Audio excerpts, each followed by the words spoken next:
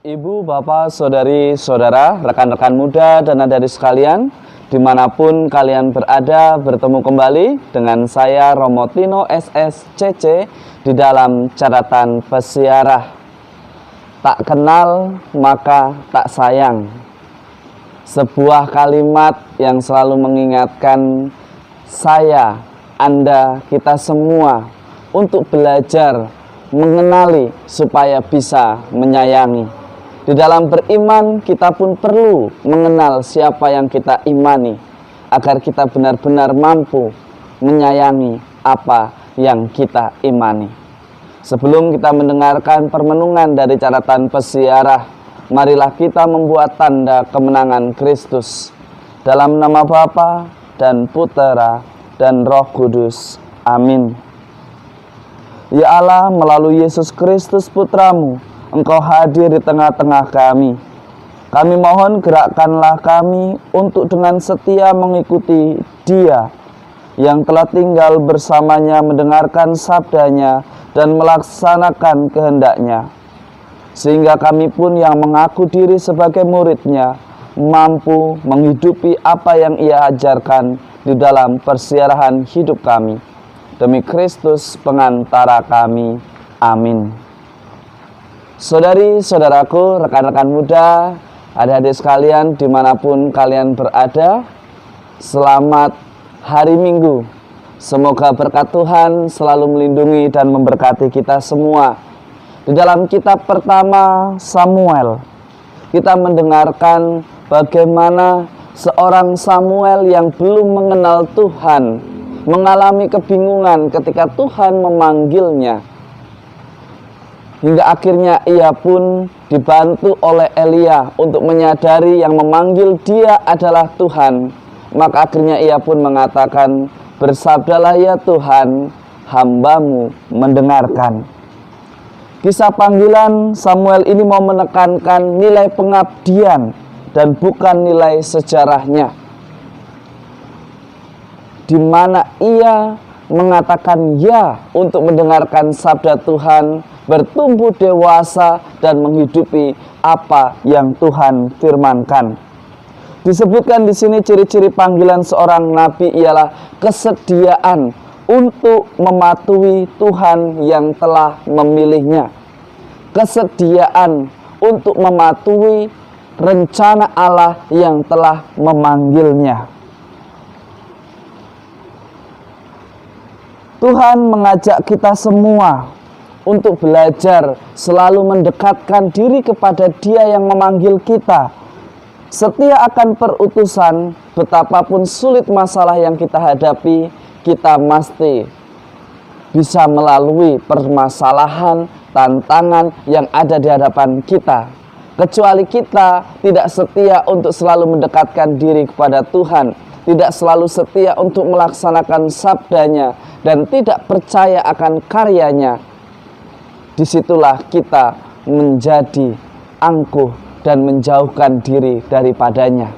Yang ada apa? Bukan pelayanan, tetapi persoalan yang kita buat karena ketidaksetiaan kita.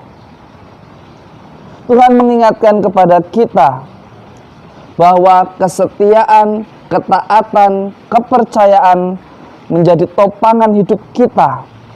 Dengan percaya kita ditopang oleh sabda Allah, maka di dalam pelayanan karya Allah lah yang berkarya di dalam hidup kita. Sangat menarik kita refleksikan di dalam Injil hari ini, Injil Yohanes. Mengisahkan bagaimana seorang Yohanes menunjukkan kepada muridnya, itulah Mesias. Dialah Mesias yang diutus oleh Allah.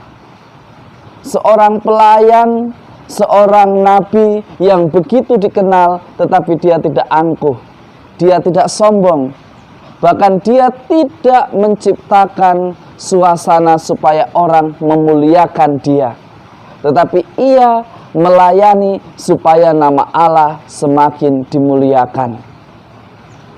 Tuhan memanggil kedua murid itu melalui Yohanes.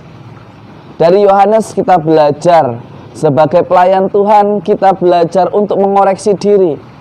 Kira-kira di dalam pelayanan yang kita hadirkan adalah belas kasih Allah dan kemuliaan Tuhan, ataukah cara kita menundukkan orang supaya memuji dan memuliakan diri kita? Pelayanan yang benar di dalam hidup gereja mestinya di dalam pelayanan kita menghasilkan banyak orang yang memuliakan Tuhan, yang semakin yakin untuk menjadi murid Tuhan. Menjadi sangat lucu dan sangat aneh ketika kita melayani supaya orang tergantung kepada kita. Tidak. Kita diingatkan oleh Yohanes, kita melayani supaya semakin banyak orang secara total percaya, mengimani dan taat dengan apa yang difirmankan oleh sabda Allah kepada kita semua. Bukan atas rencana dan karya kita, tetapi atas rencana Allah yang memakai kita di dalam pelayanan kita. Sebagaimana dikatakan di dalam surat pertama Rasul Paulus kepada jemaat di Korintus, jangan sampai kita menanggapi panggilan hanya untuk menyenangkan badan kita. Paulus mengingatkan bagaimana kita mesti menjaga kekudusan tubuh kita, badan kita, dari ketamakan akan kekuasaan, dari kegilaan akan hawa nafsu, dari kegilaan karena keirian dan penghormatan. Kemerosotan moral seperti inilah yang diingatkan oleh Paulus untuk belajar menjaga kekudusan dan kemurnian di dalam pelayanan. Kita sudah menjadi milik Tuhan. Kita sudah menjadi anggota gereja, yaitu anggota tubuh Kristus. Kita adalah kediaman dan tanda serta sarana kehadiran Allah yang menyapa Anda, saya, kita semua. Mari kita belajar untuk mengenali Tuhan yang kita kenal, yang kita imani dengan tepat dan benar. Karena dengan mengenali, kita pun akan menjadi sayang. Ada istilah di dalam bahasa Jawa, witing tresno jalaran saka kulino. Orang begitu mencintai karena terbiasa mengenali apa yang ada di hadapannya. Menjadi sangat aneh ketika kita mencintai seseorang yang tidak kita kenal.